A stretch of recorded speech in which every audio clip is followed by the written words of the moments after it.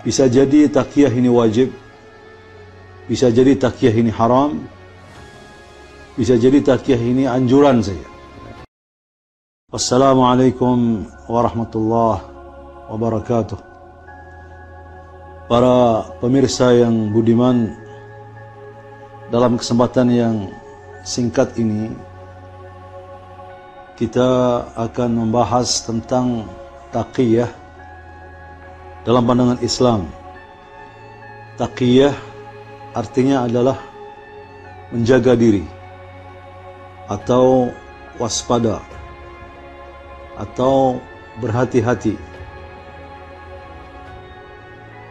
Dalam pandangan Islam, taqiyah ini bertingkat-tingkat sesuai dengan kondisinya.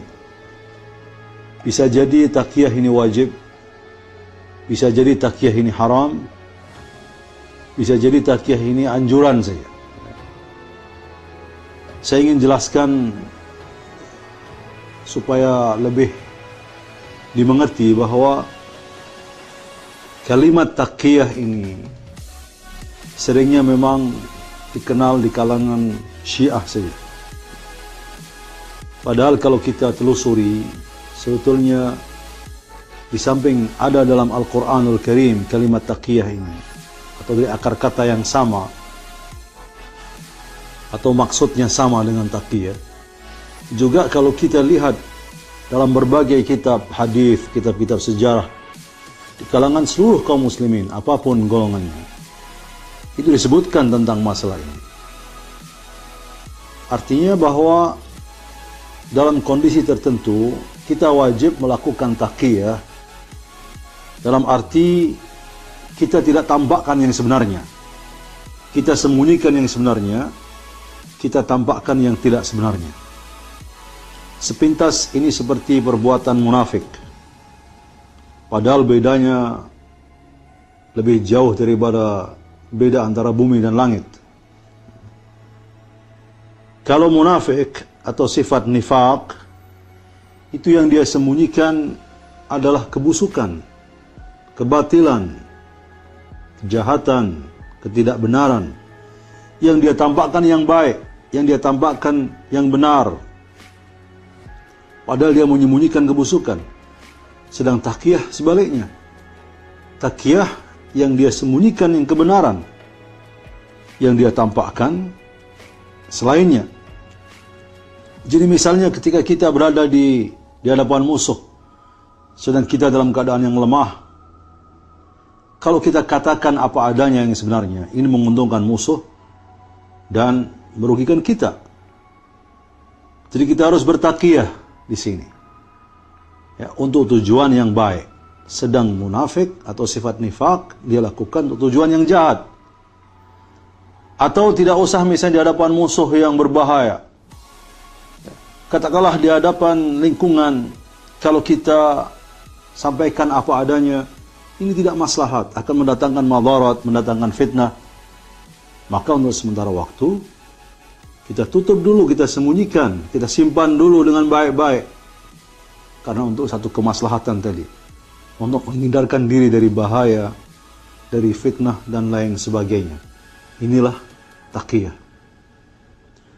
Di dalam Al-Quranul Karim, misalnya kita dapatkan dalam surat An-Nahl ayat 106, Allah subhanahu wa ta'ala berfirman, A'udhu billahi minasyaitanir rajim, Man kafara billahi min ba'di imanihi illa man ukriha wa qalbuhu mutmainnun bil iman. Allah subhanahu wa ta'ala mencela orang-orang yang kufur, mengkafiri Allah setelah dia beriman, itu dicela. Namun ada perkecualiannya, ya. Kecuali illa man ukriha wa qalbuhu mutmainnun bil iman. Kecuali orang-orang yang dipaksa untuk menyatakan kekufuran, namun wa qalbuhu mutmainnun bil iman, hatinya tenang dengan keimanan. Para mufassirin, ahli-ahli tafsir sepakat bahwa ayat ini turun pada waktu peristiwa Ammar bin Yasir. Ammar bin Yasir termasuk orang-orang yang pertama masuk Islam bersama kedua orang tuanya, Yasir dan Sumayyah, mendapatkan penyiksaan yang luar biasa dari orang-orang kafir Quraisy pada waktu itu. Sampai kedua orang tuanya syahid.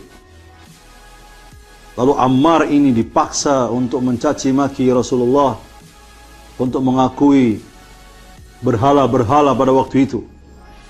Lalu Ammar pun terpaksa melakukannya. Sampai kemudian dia datang kepada Rasulullah menangis.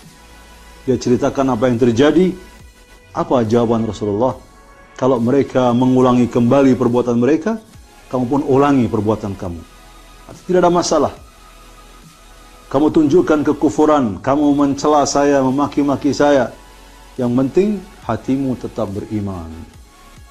Turunlah ayat dalam surat An-Nahl 106 ini, illa man ukriha wa qalbuhu mutmainnun bil iman.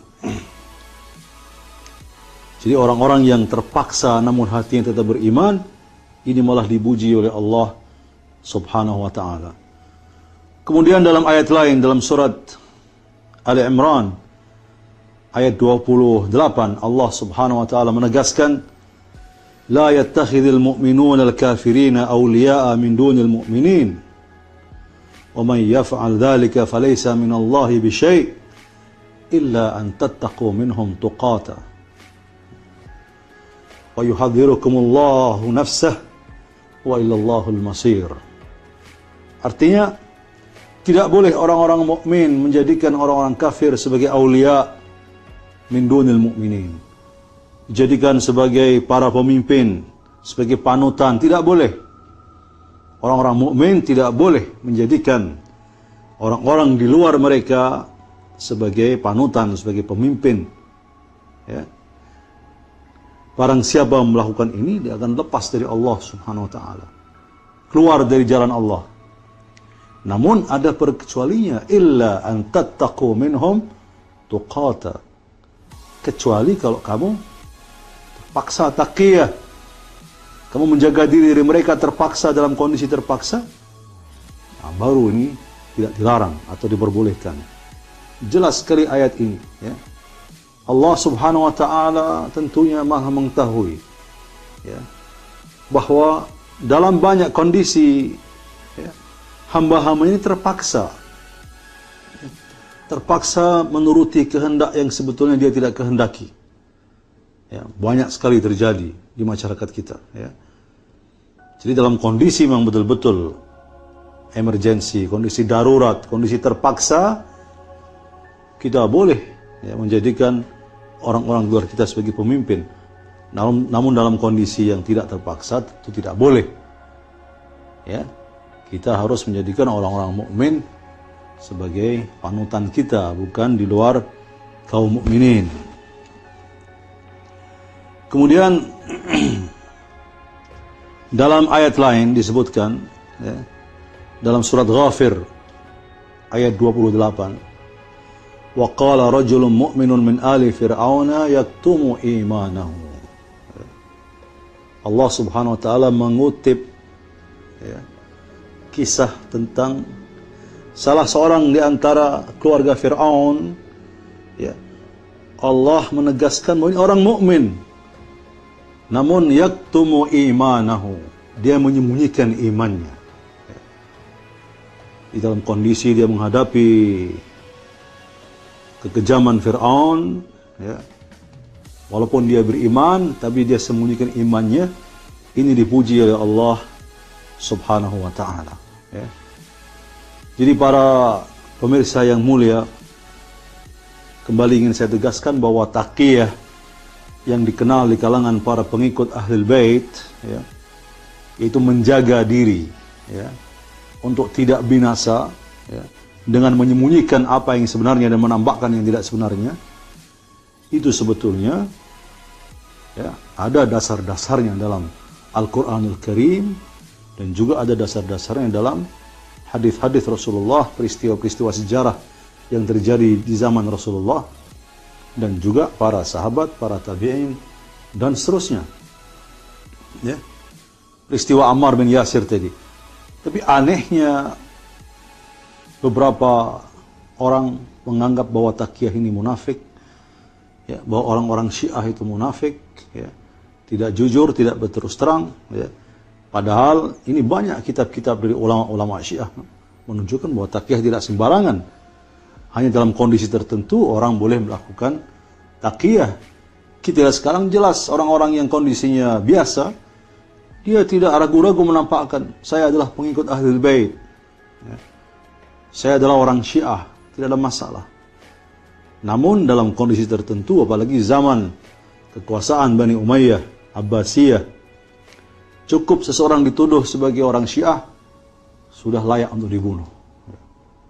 Kenapa taqiyah banyak dikenal di kalangan Syiah? Karena memang dalam sejarah, terutama tadi yang saya sebutkan, ketika dinasti Umayyah berkuasa, ya, kecuali saat-saat tertentu, misalnya di zaman pemerintahan yang adil dari Umar bin Abdul Aziz, ya, kemudian berikutnya ya, Abbasiyah, itu orang-orang Syiah mendapatkan tekanan yang luar biasa, ya.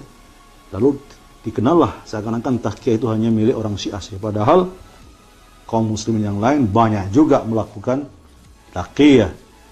Yang paling jelas di zaman kita ini misalnya orang-orang Wahabi di Saudi Arabia misalnya, ya, mereka doktrinnya adalah harus menghancurkan bangunan-bangunan yang ada di atas kubur.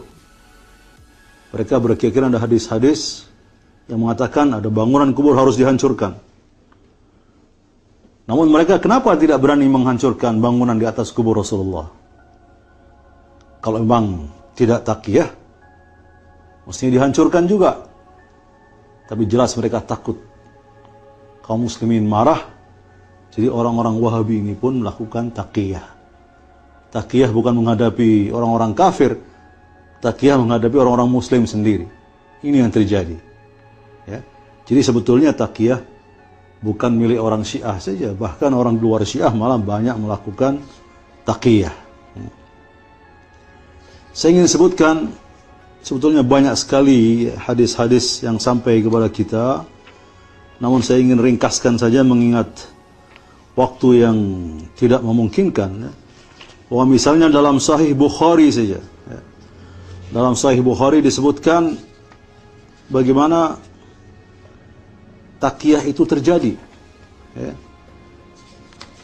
Misalnya ada di antara sahabat yang mengatakan, ya, bahwa kami ini kalau ketemu orang, ya, orang-orang tertentu, wajah kami berseri-seri, padahal hati kami melaknatnya, ya.